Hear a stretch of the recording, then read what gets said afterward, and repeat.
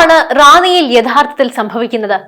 Vote ചോദിച്ചു വന്ന LDF പ്രവർത്തകർക്ക് നേരെ തുടങ്ങിയ ആക്രമണം ഇപ്പോൾ കോൺഗ്രസിനുള്ളിലെ കൂട്ടത്തല്ലായി മാറിയിരിക്കുന്നു.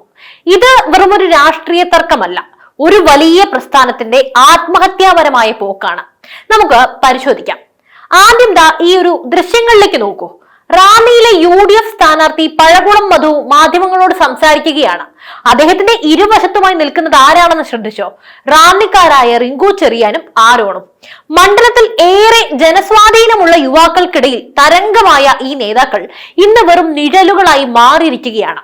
ഒന്നും മിണ്ടാതെ വെറും നിശ്ചലരായി സ്ഥാനാർത്ഥിയുടെ പിന്നാലെ നടക്കാൻ മാത്രമാണ് അവർക്കിന്ന് സാധിക്കുന്നത്. ഇതൊരു ചെറിയ കാര്യമല്ല. റാന്നിക്കാരോട് കോൺഗ്രസ് നേതൃത്വം കാണിച്ച കടുത്ത രാഷ്ട്രീയ അനീതിയുടെ നേർചിത്രമാണ്. സ്വന്തം മണ്ണിൽ വേരോട്ടമുള്ളവർ നിശബ്ദരാക്കപ്പെടുകയും പുറത്തുനിന്ന് വന്നവർ ആധിപത്യം സ്ഥാപിക്കുകയും ചെയ്യുമ്പോൾ ജനങ്ങൾക്കിടയിൽ പുകയുന്ന ആ ഒരു അമർഷം ഈ ദൃശ്യങ്ങളിൽ വ്യക്തമാണ്. അതെ, റാന്നിക്കാരോട് ഇത്തവണ കോൺഗ്രസ് കാണിച്ചത് കടുത്ത രാഷ്ട്രീയ വഞ്ചനയാണ്.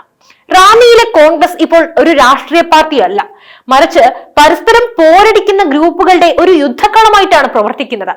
കഴിഞ്ഞ ദിവസം നടന്ന സംഭവം കേവലം ഒരു വാക്കുതർക്കമായിരുന്നില്ല. കോൺഗ്രസ് മണ്ഡലം പ്രസിഡന്റ് തോമസ് ഡാനിയലിന് നേരെ നടന്നത് ആസൂത്രിതമായ ആക്രമണമാണ്. ഇവിടെയാണ് നമ്മൾ ഗൗരവമായി ചിന്തിക്കേണ്ടത്.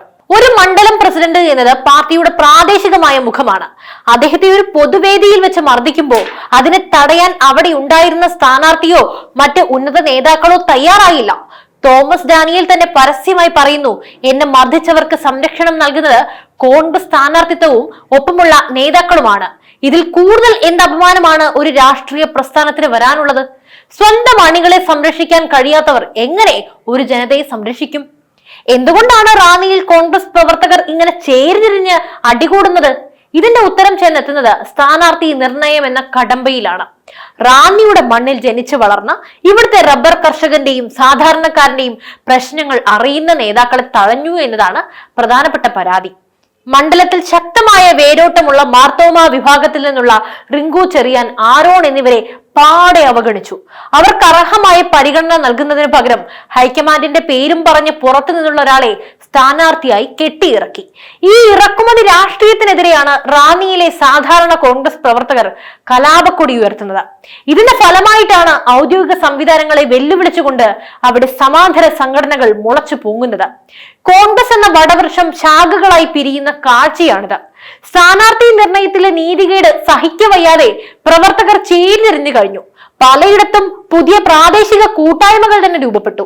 ഇത് വോട്ടർമാരെ സംബന്ധിച്ചിടത്തോളം വലിയ ആശയക്കുഴപ്പമാണ് ഉണ്ടാക്കുന്നത്.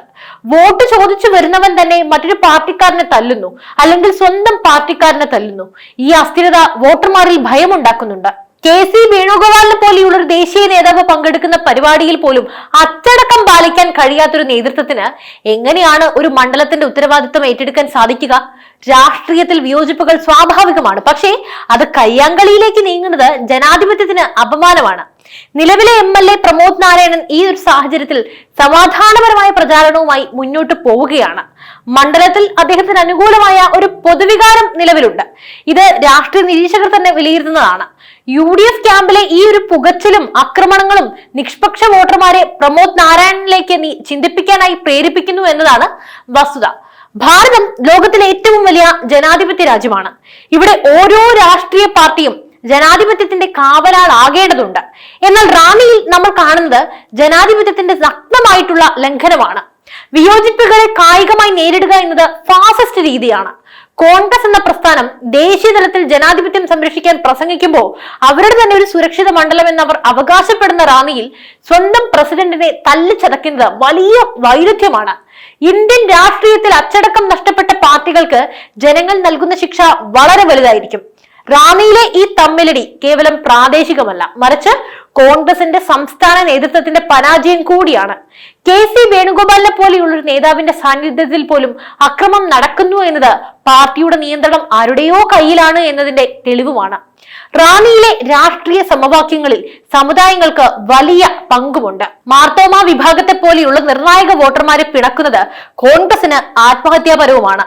റിങ്കു ചെറിയാൻ, ആരോൺ എന്നിവർക്ക് സീറ്റ് നൽകാത്തതിൽ ആ സമുദായത്തിൽ വലിയ പ്രതിഷേധമാണ് നടന്നുകൊണ്ടിരിക്കുന്നത്.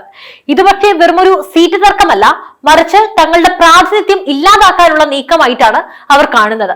ഈ അമർഷം വോട്ടെണ്ണൽ ദിവസം പെട്ടിയിൽ പ്രതിഫലിപ്പിക്കുമെന്ന ഉറപ്പാണ്.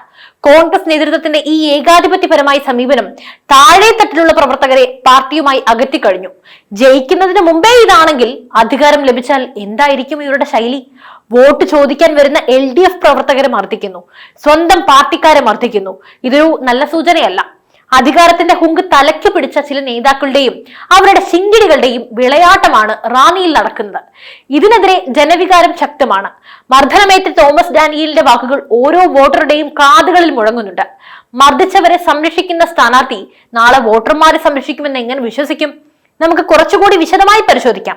അതായത് റാന്നിയിൽ ഇപ്പോൾ നടക്കുന്നത് കേവലം ഒരു സ്ഥാനാർത്ഥി തർക്കം മാത്രമല്ല, അത് പതിറ്റാണ്ടുകളായി കോൺഗ്രസിനെ ഭരിച്ചുകൊണ്ടിരുന്ന ചില പ്രാദേശിക ഗ്രൂപ്പുകളുടെ ആധിപത്യം നഷ്ടപ്പെടുമോ എന്ന ഭയമാണ്. പുതിയ സംഘടനകൾ രൂപീകരിക്കുന്ന പ്രവർത്തകർ പറയുന്നത് തങ്ങൾക്ക് പാർട്ടി വിടാനല്ല താല്പര്യം, മറിച്ച് അർഹമായി നീതി കിട്ടാനാണ് എന്നാണ്.